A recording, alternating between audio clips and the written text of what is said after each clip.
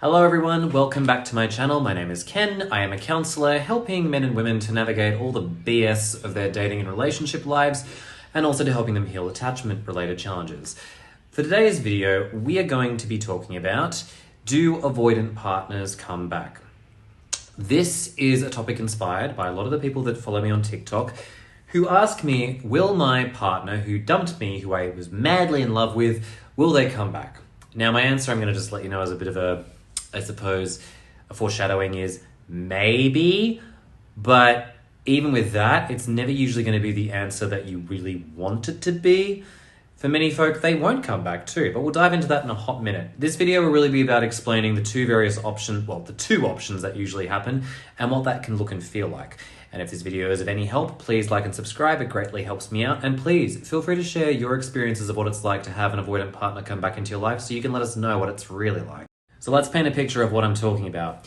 You have met someone who you really like, and you being the average dater, them being the avoidantly traded person, and there's someone who really clicks with you. They tell you that they've had a string of really bad relationships, but they really get along well with you. They're exceedingly excited to be with you, showing up for you, being consistent in the beginning, and telling you how much they've never really felt the same way about someone before. They love the chemistry and connection. They're really excited to hang out with you. They're super keen to get to know you.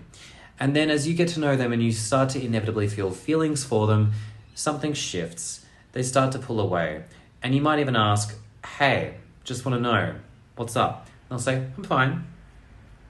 And if we skip to the ending, some of them will dump you out of the blue, ghost you. And some may even give an explanation that's cryptic and say something like, I don't think I'm ready to be in a relationship. That's the scenario we're talking about. And then after being dumped, you are in a massive phase of cognitive dissonance, wondering, what the hell just happened?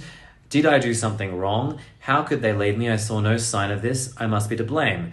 But in the back there is this massive hunger and desire mixed with loneliness of wanting them back, because how could someone who loved you so much up and leave?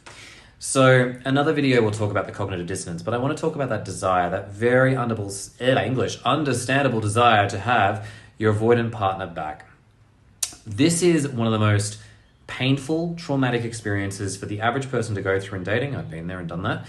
And we often do wonder, how can someone who was so into us leave? It's like nonverbal gaslighting. We're like, how could someone be so into us and just walk? It makes no sense whatsoever. And it's the same even if you're in a relationship with these folk as well. For a lot of folk who've been in this situation, they look online desperately trying to figure out how they'll get this person back. They'll go onto places looking for how they can use things like no contact as a way of getting their partner back. And guess what? That's going to work for some, it's not going to work for many. But ironically, what this no contact rule is meant for is for you to heal so you don't go back to them. No contact also creates space between you and this person. You see, when these people broke away, it wasn't actually because of anything you had done for the most part.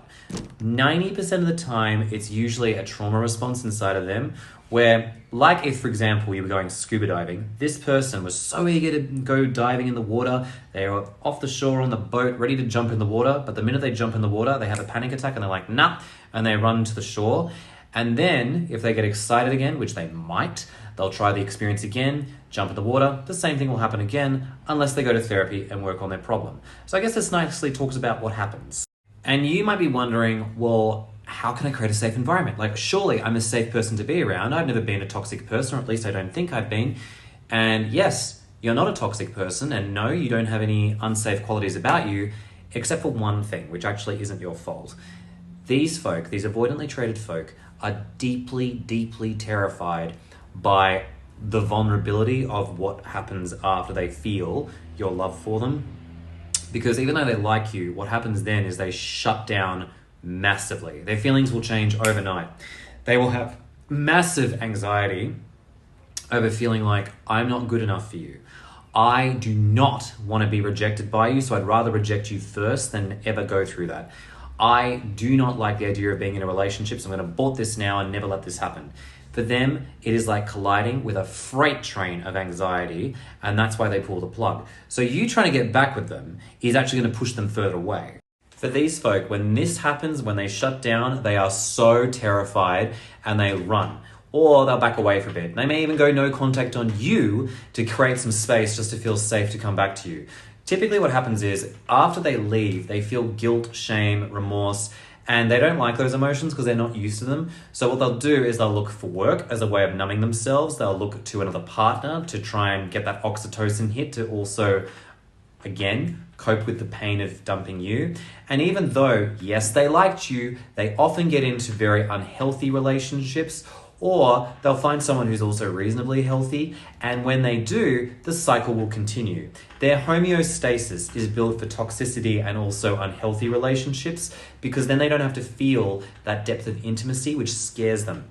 And that's the tragedy of this, is the fact that they're deeply afraid of commitment and also opening up to people. So then we lead into this, which is, well, what if they come back? Let me tell you what happens. Now, with all that in mind, when a person comes back into someone's life and wants to reach out, for them, it's really about testing the waters, and it's usually because they do genuinely miss you. They have good feelings towards you. But I want to make it clear, it's not a sign that this has got, the green lights to it and everything's going to get better. Unless that person's been to therapy or at the very least can navigate their own discomfort at the idea of being open and vulnerable with you, the cycle will continue. And you'll start to see the pattern then and realize this person's so hot and cold. I don't get it. Why are they doing this? What do I need to do? And you may have to realize that you can't be emotionally vulnerable with this person. Any attempt to try and get them to reassure you or even to try and give you a sense of comfort will be met with more of the same. The cycle will continue anytime you try to get emotionally close, and you may have to realize that for them, their best is shutting down on you and making you feel about as miserable as possible and anxious as hell. So you may be wondering, well, what do I do? How can I help my avoidantly traded person or this person who dumped me and never came back? The answer is you can't. They have to want to work on this. And I want to be very clear. This is not that stupid phrase that gets thrown around. If they wanted to, they would. No. Sometimes like 10% because they're just feeling overwhelmed by their emotions and I'm like, this just isn't worth it. I'm out. But I want to be clear. It is not you. You are not to blame for why they do what they do. They genuinely care, or at least have some semblance of feelings for you. You can't fake that.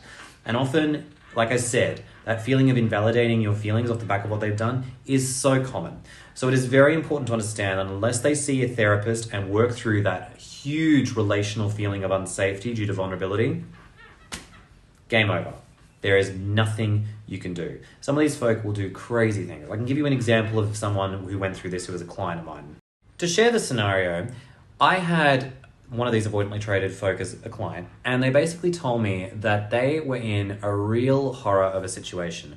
What had happened was, anytime they got closer to this person that they loved, they would have a massive anxiety attack, and they would not only leave them, they would leave the country to return just to create some space. But when they were away, they felt so lonely and upset that they then missed them, got back in contact with them, and then flew over to be with them. But even as they were getting on the plane, they would start to have a massive panic attack and sometimes call it off altogether.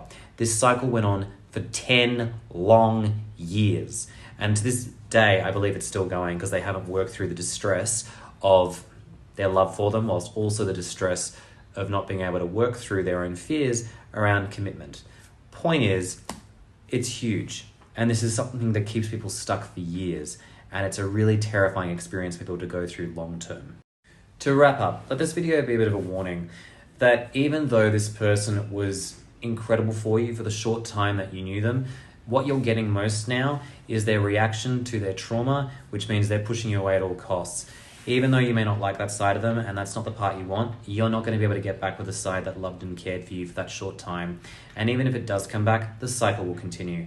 And I just want to say I'm so sorry, because the worst thing is it's just so unfair for both of you. And you might be like, well, how could they not work through their trauma? Well, if you've tried working through trauma, you'd know that it takes a bloody long time to heal from stuff, and trauma is quite a spectrum of things. So good for education. In any case, again, I'm sorry to everyone who's gone through this. I've gone through this myself, not fun. Probably one of the biggest atrocities you can go through in dating. It's traumatic. In any case, I wish you all the well in your healing if you've been through this. If you're looking for help through this, you're welcome to book a session with me through the link below. But again, please like and subscribe, and I'll see you next time.